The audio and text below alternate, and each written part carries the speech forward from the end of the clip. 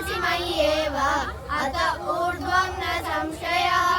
अत चित्तं समादातुं न शक्नोषि मयि स्थिरम् अभ्यासयोगेन ततः मामिच्छातुं धनञ्जय अभ्यासेभ्य समर्थोऽसि मत्कर्म परमो भव मदर्थमपि कर्माणि कुर्वन् सिद्धिमवाप्स्यसि अत एतदप्य शक्तोऽसि कर्तुं मद्योगमाश्रितः सर्वकर्मफलत्यागं ज्ञातः यथात्मवान् श्रेयो हि ज्ञानमभ्यासात् ज्ञानाद् विशिष्यते ध्यानात् कर्मफलत्यागं त्यागात् शान्तिरनन्तरम्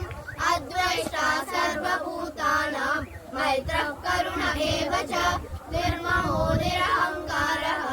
समदुःखसुखः क्षमी सन्तुष्टः सततं योगी यथात्मा दृढनिश्चयः